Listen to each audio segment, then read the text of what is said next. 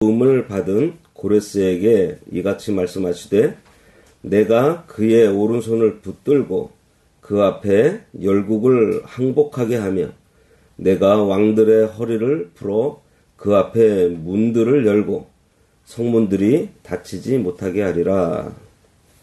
오늘 말씀의 제목은 기름 부음 받은 고레스입니다.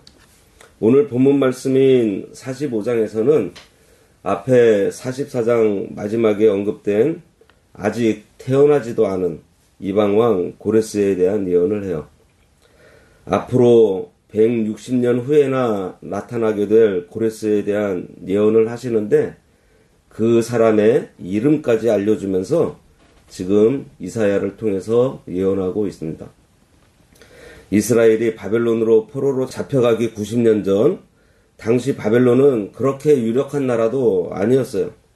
그때 이 예언의 말씀을 주신 건데 앞으로 그러한 바벨론의 포로로 잡혀가서 70년의 포로 생활을 마치고 고레스라고 하는 왕을 통해서 돌아올 것을 지금 이사야가 예언하고 있는 것입니다. 오늘날 우리나라로 이렇게 좀 비교를 해보면 어떤 유력한 예언자가 저기 동남아에 조그만 나라가 있는데 그 나라가 우리나라를 쳐들어와서 우리를 다 포로 잡아가고 70년 동안 우리가 거기서 포로 생활을 하다가 그 나라가 어떤 두 나라의 동맹으로 망하고 거기서 한 지도자가 나와서 우리 민족을 해방시켜서 다시 한반도로 보내줄 거다. 이러한 예언이에요. 믿어지세요? 그런데 그런 예언이 그 시대에 있었고요. 역사적으로 이루어집니다. 이 예언 그대로 에스라서 1장에 보면 고레스라는 왕이 등장을 하고 그 왕이 되자마자 유대인들은 본국으로 돌아가서 성전을 다시 지으라고 조서를 내려요. 그는 심지어 예루살렘 성전에서 가지고 왔던 보석과 금은폐물도 다 가지고 가라고 했는데요. 사실 세상에 이런 일 보기 드뭅니다. 포로 돌려보내는데 몸뚱어리만 보내주는 것도 감지덕진데 바리바리 재물을 챙겨서 돌려보낸다는 거예요. 심지어는 돌아가기 싫은 사람들은요, 돌아가는 사람들에게 그들이 그쪽에서 정착할 수 있도록 보태주라고까지 해요. 이사야가 예언할 이때는 유대인들의 신앙이 점점 타락할 때입니다. 이사야는 4개의 왕조를 걸쳐서 예언한 사람이에요. 그랬으니 거의 50년에서 60년 가까이 예언을 한 셈입니다. 그는 세상이 점점 더 타락하며 어두워지는 것을 보면서 민족의 장래를 생각하며 마음 아파할 때 하나님께서 어두워지고 있는 이 세계를 다시 빛이 비치게 해주실 것을 말씀하시면서 이사야로 소망을 선포하게 하십니다. 오늘날도 세상이 점점 어두워지고 말세가 가까워진다는 것을 불신자들도 말할 정도로 하나님의 심판이 가까워졌다는 것을 알 수 있어요. 이러한 하나님의 심판, 종말에 대한 말씀을 우리들이 들을 때 성도들은 낭망해서는 안 됩니다. 오히려 예수님이 다시 오실 때가 가까웠고 주님의 그 빛이 더욱 밝게 비칠 때가 가까워졌다는 것을 깨닫고 예수님 맞을 준비를 해야 하는 거예요. 지금 이사야의 예언으로 유대인들이 고레스라는 한 왕에 의해서 회복될 그때에 하나님께서 약속하신 말씀대로 이루어지는 것을 보며 깨달은 것처럼 우리도 잘 준비해서 하나님의 말씀이 성취되는 것을 보면서 기쁨으로 주님을 맞이해야 할 것입니다. 점점 어두워져가는 이스라엘을 바라보는 이사야에게 앞으로 될 일에 대해 그것도 이방왕의 이름까지 알려주면서 어떤 일이 일어날 것인지 자세하게 예언해 주시는데 그대로 이루어져요. 그러니 예수님께서 승천하시면서 약속하신 너희가 본 그대로 올 것이라는 그 말씀이 그대로 성취될 것을 우리들이 믿음으로 언제 있을지 모를 그 일을 잘 준비해야 합니다. 앞장 마지막 절에 고레스의 등장에 대해서 간단하게 언급한 이사야는요, 오늘 45장 1절에서 13절에서 구체적으로 고레스가 하나님께 선택되어서 쓰임받게 될 것을 설명하고 있습니다. 1절입니다. 여호와께서 그의 기름 부음을 받은 고레스에게 이같이 말씀하시되 내가 그의 오른손을 붙들고 그 앞에 열국을 항복하게 하며 내가 왕들의 허리를 풀어 그 앞에 문들을 열고 성문들이 닫히지 못하게 하리라. 여기 기름 부음 받은 고레스라고 했는데요. 이렇게 이방 나라의 왕인 고레스가 기름 부음 받은 것은 사실 전례가 없는 특이한 일입니다. 왜냐하면 하나님께 기름 부음을 받을 자격은요, 이스라엘의 제사장, 그리고 왕, 선지자, 그리고 예수 그리스도, 메시아밖에 없기 때문이에요. 그런데 하나님께서 이처럼 관례를 깨고 고레스를 기름 부음 받은 자로 명명하고 있는 이유는 그 고레스가 하나님의 도구로 거룩히 구별되어서 이스라엘을 바벨론에서 해방시킬 자이기 때문입니다. 그래서 고레스는 바벨론 포로에 있던 하나님의 백성을 해방시켜 돌려보내고자 하나님께서 준비하신 인물로 바벨론과 같은 이 세상에 포로 잡혀 있는 하나님의 백성들을 해방시키고 구원하러 오실 예수 그리스도를 예표하는 인물이에요. 여기 내가 그의 오른손을 붙들었다 그랬습니다. 여기 오른손은 힘과 능력을 상징해요. 하나님께서 그를 권능으로 붙들고 사용하셨다는 것입니다. 따라서 고레스가 열국을 정복해 나갈 때 고레스가 강하고 고레스가 유능해서 그 나라들을 정복한 것이 아니에요. 의로우신 하나님의 도우심에 의해서 정복해 나갔다는 것입니다. 이렇게 하나님의 권능을 가지고 고레스는 여러 나라들을 정복하게 되었어요. 고레스 왕이 점령한 나라가 무려 13개의 나라라고 기록되어 있습니다. 그 나라들을 보면요, 길리기아, 수리아, 파플로고니아, 갑바도기아, 부르기아, 리디아, 카리아, 베니기아, 아라비아, 아수르, 베뜨리아, 사케아, 마란디네스, 이 나라들은 그 역사에 나와 있는 기록들이에요. 그 많은 나라들을 점령해서 우리가 잘 알고 있는 페르시아라는 대제국을 세워요. 여기 내가 왕들의 허리를 풀었다고 하는 것은 그 열왕의 허리, 이것은 열국의 군사력을 약하게 하신다는 표현입니다. 우리가 이 허리를 든든하게 하기 위해서 허리띠를 내고 그 군대에 가면 요대라고 있습니다. 든든하게 졸라져야 이 허리가 힘을 쓰는데 이 허리를 풀어서 맥을 못 추도록 힘을 쓰지 못하도록 하겠다는 거예요. 고레스가 정복한 나라들이 약한 것이 아니고 하나님께서 그들을 약하게 하셔서 고레스가 이길 수 있었다는 것입니다. 한마디로 전쟁과 세상 나라의 흥망성쇠가 하나님께 달려 있다는 거예요. 그 앞에 문들을 열고 성문들이 닫히지 못하게 하리라 그랬습니다. 열국의 견고한 성문이요, 고레스의 공격으로 힘없이 무너져 다시는 닫히지 않을 것을 말하고 있습니다. 이것은 하나님의 손에 붙들린 고레스 군대의 그 군사력이 너무나 막강하다는 것을 말해주고 있어요. 바벨론이 멸망할 때를 보면 바벨론의 벨사살 왕이 성문을 열어놓고 술을 마시고 놀다가 다리오의 기습으로 망합니다.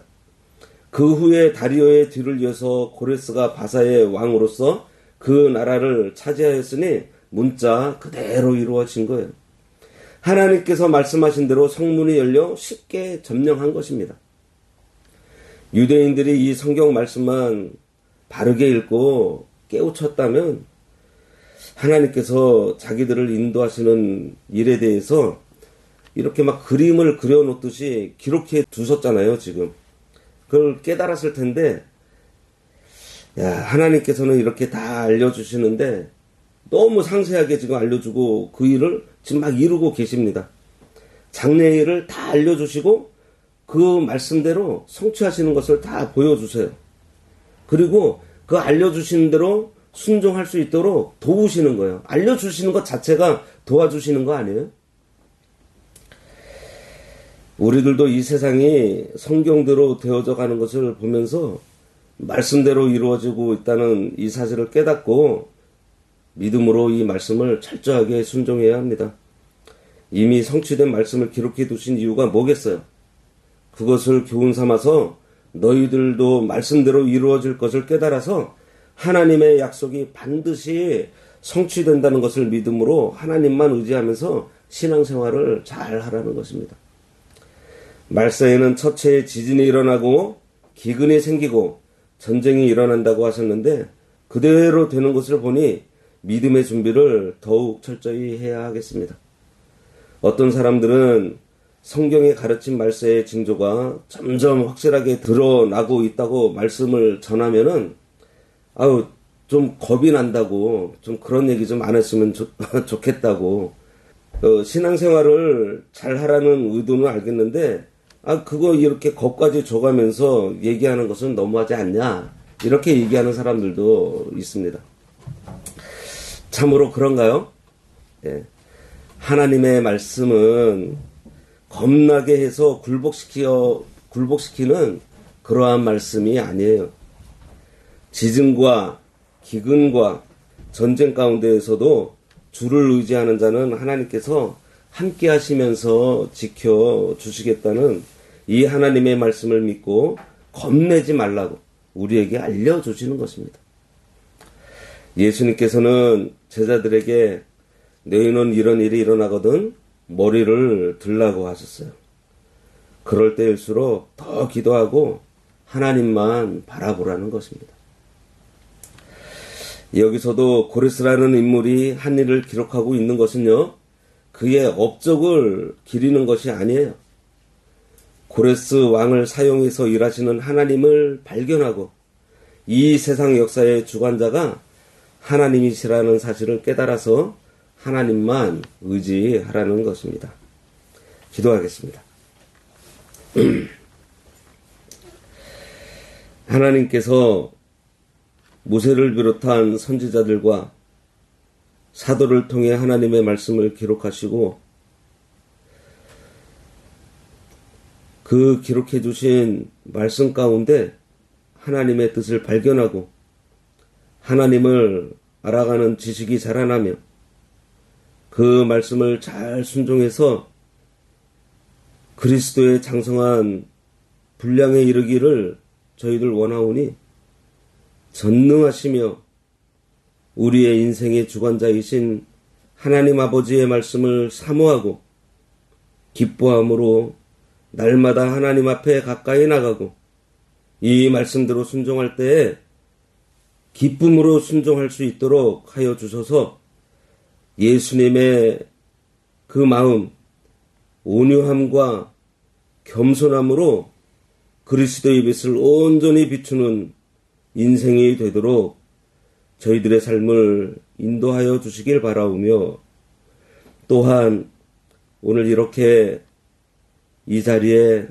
저 멀리서 하나님을 사모하며 아버지 앞에 나와 기도하고 또 오랜만에 만나는 그러한 기쁨을 누리기 위해서 찾아온 우리 천우정 강혜린 자매 가정 하나님께서 제주도 여행하는 가운데에 함께하여 주시고 특별히 지금 그들에게 새로운 생명을 주셨사오니 그 아이가 이 땅에 나올 때 건강하게 나오게 하여 주시고 그 가정에 복이 되어서 그 가정이 이 아이를 통해서 하나님의 그 기쁘신 뜻을 이루어 나가는 귀한 도구로 사용하여 주시고 그 아이가 꿈꾸고자 하는 그러한 일들을 하나님께서 다 이루어 주시되